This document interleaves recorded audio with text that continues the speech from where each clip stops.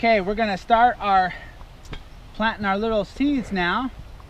I like to do several methods. I like to flip the end of my shovel over, use the handle, press down about 1 inch, 2 inches, and then walk backwards, pulling handle towards myself.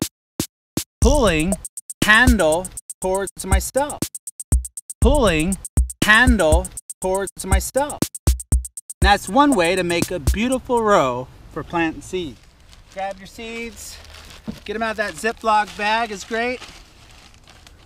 Again, just follow your instructions. Whatever your instructions say, go ahead and follow.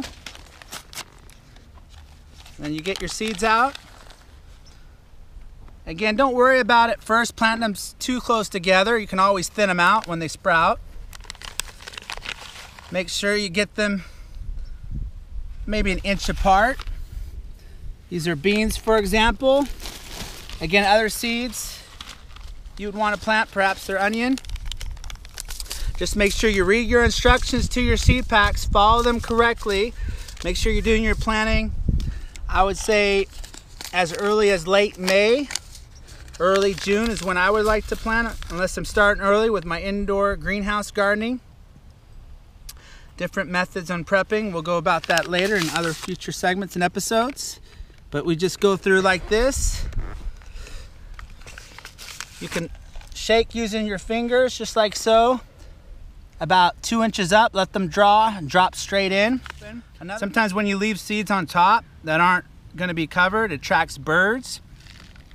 And they come and they realize, oh, there's food here, and they're going to start scratching like chickens do and go after the rest of your seeds. So make sure when you do this, make sure all your seeds go into those rows, and right here like so, Farmer Tayber, you don't have any seeds that miss the hole that you made in the row and that are left on top for attracting birds and other critters, even like slugs. I prefer always putting slug bait down, but Sunflower Mama told me, Nate, put down the slug bait right after you plant, or when your plants are coming up. Make sure you have slug bait down, because slugs do come and they like the early plants.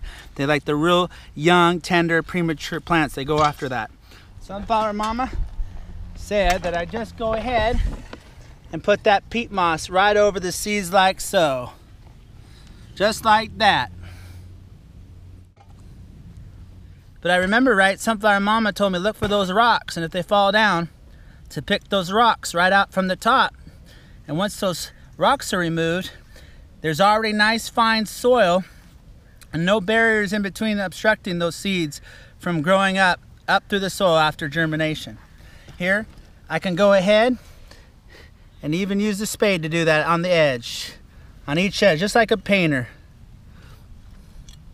Again, removing those rocks like so, and using that as my original hand tool. Look at that, you're using your own hand as a hand tool to bring that fine soil to cover up those seeds with. Just like so. And you always want to leave, especially, an indentation. And the indentation is important, about 1/2 inch or 1 inch on the sides to keep the water in. Okay. Your early water, because once you plant those seeds, you're going to go ahead and grab that water that Sunflower Mama told me.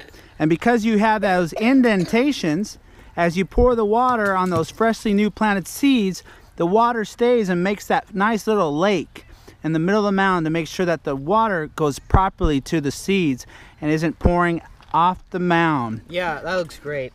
Yes. And stays in that little lake going right to where the seeds are, because that's who needs the water, right? Yeah. Farmer Tayber, it's the seeds that need the water. That is. Here, let's water the rest of this row, because we need to get that done. Here, before this video, I also planted down this row here. So I'm going to water down here.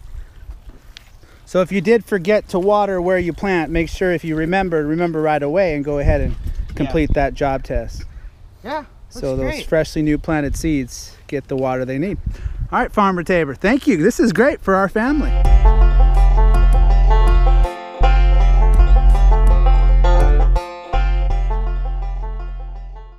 I like to do several methods. I like to flip the end of my shovel over, use the handle, press down about 1 inch, 2 inches, and then walk backwards, pulling handle towards myself. Pulling handle towards myself. Pulling handle towards myself. That's one way to make a beautiful row for planting seeds.